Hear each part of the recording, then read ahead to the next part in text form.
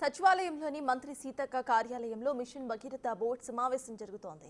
Pending పనులు పూర్తి చేయడంపై ఇటు ప్రధానంగా మంత్రి దృష్టి పెట్టారు. ప్రజల ఆర్ఓ ప్లాన్స్ బోర్ నీళ్లపై ఆధారపడకుండా చూడాలని మంత్రి సీతక్క అధికారులను ఆదేశించారు.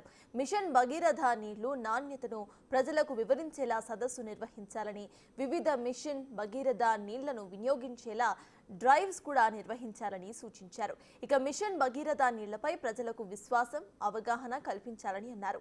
మంత్రి సీతక్క అధ్యక్షతన సమావేశం నిర్వహిస్తున్నారు. పంచాయతీరాజ్ రూరల్ డెవలప్మెంట్ శాఖ కార్యదర్శి DS Lokesh Kumar, Mission Bhagiratha ENC Kripakar Reddy ఇతర అధికారులు సమావేశానికి హాజరయ్యారు.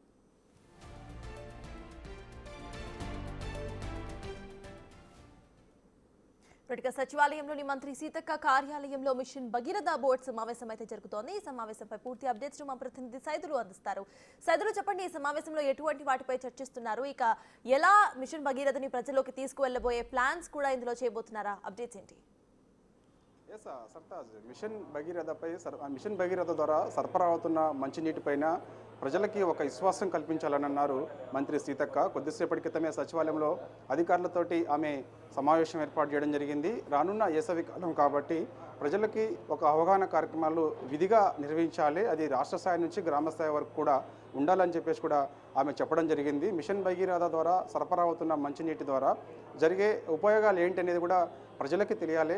ఆ విధంగా ఆ గ్రామాల్లో కూడా కార్యక్రమాలు నిర్వహించాలని చెప్పేసి కూడా ఆమె అధికారులను ఆదేశించడం జరిగింది. ముఖ్యంగా అంటే ఇప్పటికి కూడా గ్రామాల్లో ఆర్ఓ ప్లాంట్లు, అదేవిధంగా బోర్ల ద్వారాగా నీటిని ప్రజలు తాగడం వల్ల సమస్యలు తలెత్తుతున్నాయి, చాలా ఇబ్బందులు పడుతున్నారు.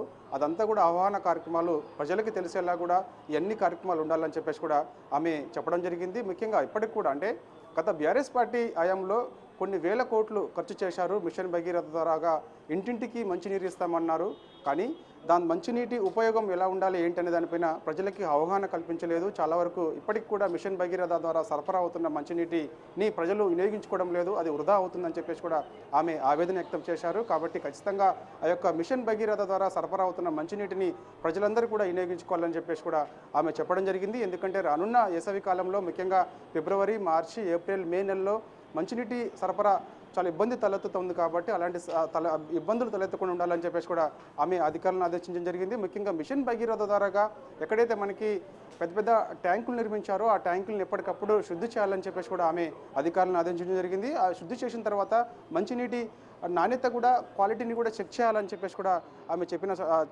అధికారులు ఆదేశించడం జరిగింది. సో ఖచ్చితంగా ఎప్పటికప్పుడు ఈ యొక్క సరఫరా అవుతున్న మంచినీటి ప్రజలకి ఏ విధంగా అందుతుంది, ఆ క్వాలిటీ ఎలా ఉన్నదనే దానిపైన కూడా ఎప్పటికప్పుడు అధికారులు చెక్ చేస్తూ ఉండాలని చెప్పేసి కూడా ఆమె జరిగింది. ఎక్కడ కూడా ఇబ్బందులు తలెత్తద్దు, ఎందుకంటే రానున్నది వేసవి కాలం కాబట్టి. సో ఖచ్చితంగా మిషన్ భగీరథ ద్వారా ప్రతి ఇంటికి కూడా మంచినీరు సరఫరా వెళ్తుండాలి అని చెప్పేసి కూడా ఆమె చెప్పడం జరిగింది. సో దాంతో పాటుగా ముఖ్యంగా ఇప్పటికే ఆర్ఓ ప్లాంట్ల ద్వారా కూడా వాటర్ తాగడం వల్ల ప్రజలకి ఇబ్బందులు తలెత్తుతున్నాయి, దాని ద్వారా దీర్ఘకాలిక సమస్యలు కూడా ఏర్పడుతుంది. కాబట్టి సో అదేవిధంగా మనకి గ్రామస్థాయి నుంచి రాజస్థాయి వరకు ప్రతి గ్రామంలో కూడా ఆ యొక్క గ్రామస్తులందరినీ కూడా ఒక తాటిపై తీసుకొచ్చిన తర్వాత అక్కడ అవగాహన కార్యక్రమం నిర్వహించాలని చెప్పేసి కూడా ఆమె అధికారులను ఆదేశించడం జరిగింది. ముఖ్యంగా గ్రామస్తులందరూ కూడా వాళ్ళందరిపైన ఒక కార్యక్రమం ఏర్పాటు చేయాలి, గ్రామస్తుల చెప్తున్నటువంటి వాళ్ళ సమస్యలను కూడా తెలుసుకోవాలి. దాంతోపాటుగా మిషన్ భగీరథ ద్వారా సరఫరా అవుతున్నటువంటి మంచినీళ్ళు ఏ విధంగా ఉపయోగపడతాయి, మనకి ఏ విధంగా ఆరోగ్యకరంగా ఉంటాయనే దానిపై కూడా ప్రజలకి వివరించాలి అని చెప్పేసి కూడా ఆమె చెప్పడం జరిగింది. సో ఇక ఆ బోర్డు సమావేశంలో ఇప్పటికే గ్రామీణాభివృద్ధి పంచాయతీరాజ్ శాఖ సెక్రటరీ లోకేష్ కుమార్తో పాటుగా